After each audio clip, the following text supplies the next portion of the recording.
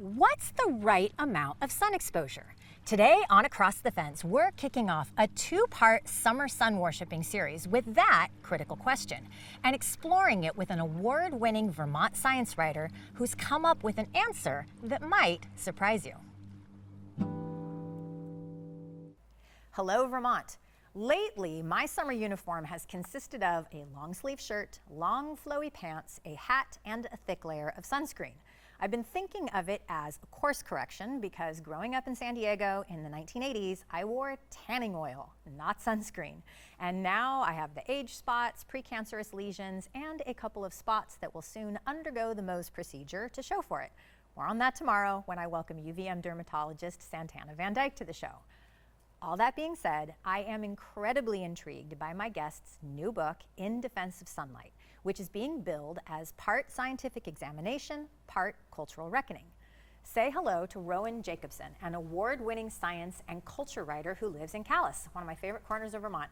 His journalism has appeared in the New York Times, Scientific American, Smithsonian, and Outside, among others, and he's the author of numerous books exploring what he calls the outer edges of science, adventure, and meaning.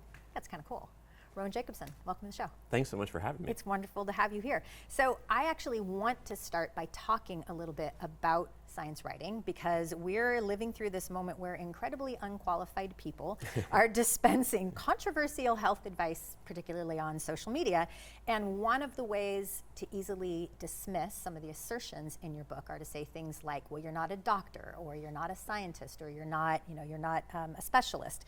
So for skeptics, what qualifies you to write a book like this? What does it mean to be a science writer?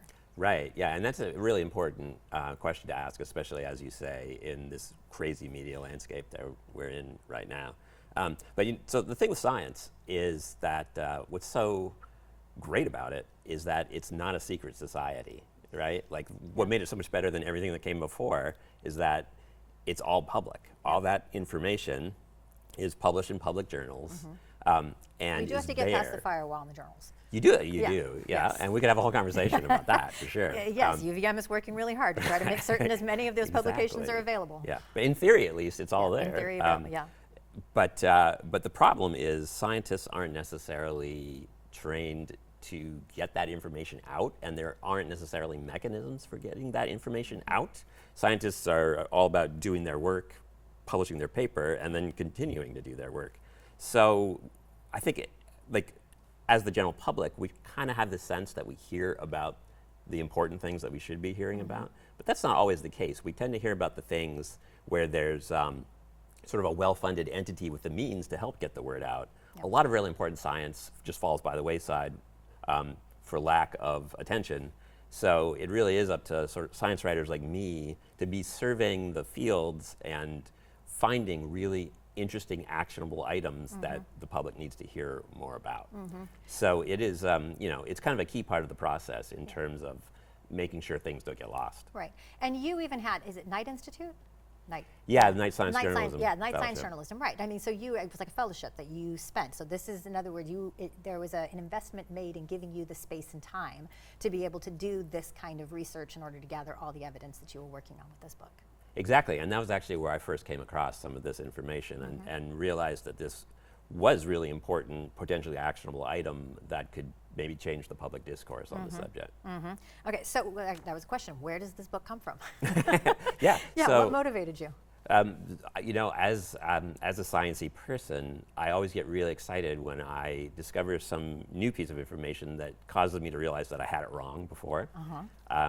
And this was one of those cases where I started seeing these studies that showed that people who got more sun exposure tended to be more healthy than people who got less sun exposure overall, despite higher rates of skin cancer.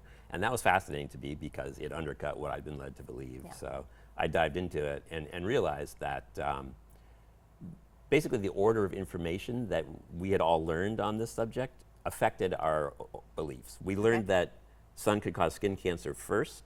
So then later, when this information started to come to light, that sun had good benefits. We have to filter it through that other understanding. Yeah, we kind of already had this anchoring bias, and it's hard to get through that. Okay. Well, so what's the big central claim of the book?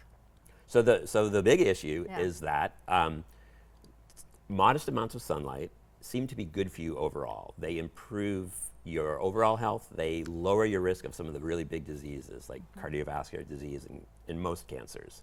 They do raise your risk of skin cancer. So sort of the question I'm asking in the book is, do we need to have a new conversation where we measure those risks and benefits and kind of try to come up with a plan where we can get most of the benefits with minimal risks? It is interesting the way that you think about it. It's almost like you're suggesting a different framing. Because if we framed our understanding of the sun in terms of the health benefits, and so that then we understood there's a reason to get sunlight and what does it do for our body, and that also we have to think intelligently about our exposure because of the fact that also skin cancer is real. It's a different way of understanding that relationship rather than having it be antagonistic and we're all a little afraid of the sun. Exactly. Basically what happened is the pendulum swung too far, as pendulums tend to do. And probably we're at a point, we're at this point where often we're seeing recommendations to stay inside often, wear sunscreen even if it's midwinter and you're going to be working in the office all day. And probably that pendulum needs to swing back toward a place of common sense. But common sense is always like a hard message to convey. It is, I know. Well, there's nothing subtle about it. So you liken In Defense of Sunlight to Michael Pollan's In Defense of Food, right? Which argues for nutritional common sense. Eat food, mostly plants, not too much. So yeah, talk about the parallel, because I think you say something similar about how we can think simplistically about, well, less simplistically about the sun. Yeah, so I wanted to sort of map onto that previous debate about nutrition that Pollan had captured so well in Defense of Food back in, I think it was 2008, because people aren't used to thinking about light as a thing that can affect their health, that can affect the way their cells function, except in the case of skin cancer. We know too much light can make a cell turn cancerous. Most people know that light can also produce vitamin D in a cell. But that's it. Like, other than that, we just sort of think of light as like background. But light is pure energy, and it's an input into the body the same way that food is. And so I thought it's kind of like the other nutrient that we haven't thought about. And if people could think about what happened in nutrition, that would help here. Because nutrition, we got the science all wrong. You can think back to those dark days of the 1980s and 1990s. Margarine. Get as much of it as possible. Margarine, like Snackwells. Ultra-processed food. Yeah, fat-free, high-sugar snacks. Like, these are what the top nutritionists of the day. Zero carbs. Turned out to be totally wrong. So I think this is another case like that one where we kind of missed the forest for the trees. Like, we figured out a few trees, and we tried to make recommendations based on those little bits of information. And then we realized, oh, it was more complicated. So that's where we're at with light right now. So in the most Vermonty way possible, I was thinking about how we are at peak skin cancer awareness, because even Noah Kahan now has a song, Great Divide, and it says, I hope you're scared of all the ordinary things like murderers and ghosts and cancer on your skin. So we really do, we spend a lot of time thinking about skin cancer as something that is, and it is scary, right? So Vermont has some of the highest rates of melanoma in the country. So how do you square your book with that reality? So that is exactly right. Vermont has, I think it's the second highest rate of melanoma in the country. And some the other states, there's a third now. We're third now. We keep like jockeying for position with like New Hampshire. But so the states that are high in melanoma: New Hampshire, Vermont, Minnesota, also Idaho. White states. Very white states. Very white states. You beat me to it. Sorry. I was going to quiz you because people are like, oh, they're all northern states. I know, I'm just stealing his. Oh, okay. But it's actually that they're very white. They have a lot of white people and older people. And so, and same thing is true in Europe. The highest melanoma rates are in Scandinavia, the northern tier. So what that tells us. It's funny because we think about the Swedish bikini team as being the poster children, at least in the 80s, they were the poster children for tanning.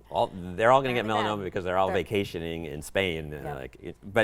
So the most important factors for melanoma is it's not actual sun exposure overall. Genetics.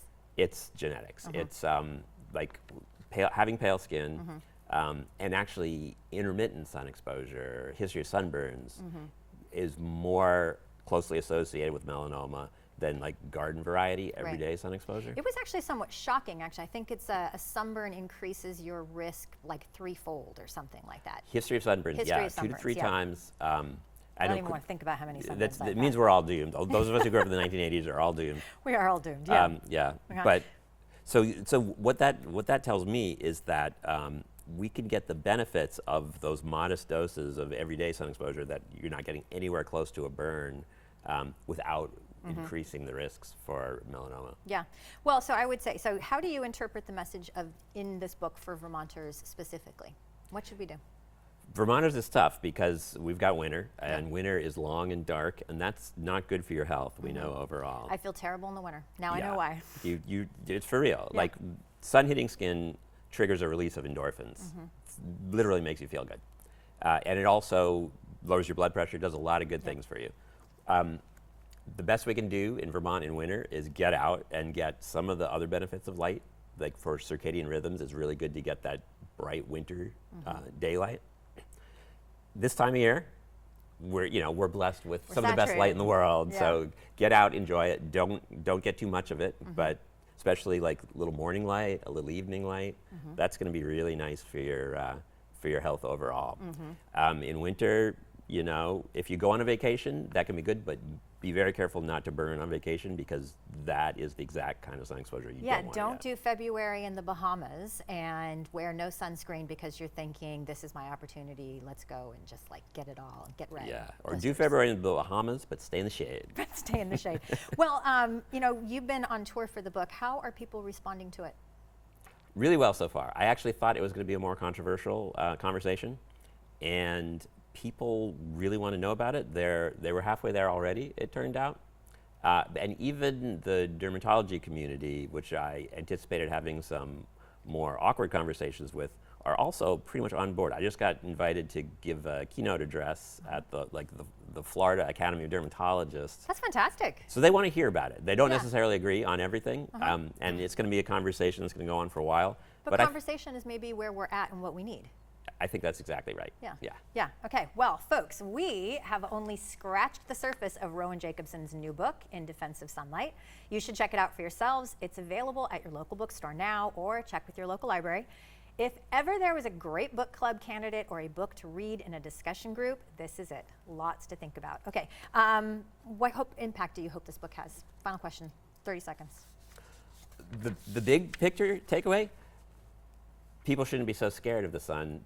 People should have a friendlier relationship. Friendly relationship. Thank you for joining me. Thanks, Appreciate Amy. it. And as always, thank you, Vermont, for learning and exploring with me today, and thanks to the team that makes Across the Fence possible. I'm Amy Finley. This is Across the Fence. Come back and let's learn and explore again tomorrow.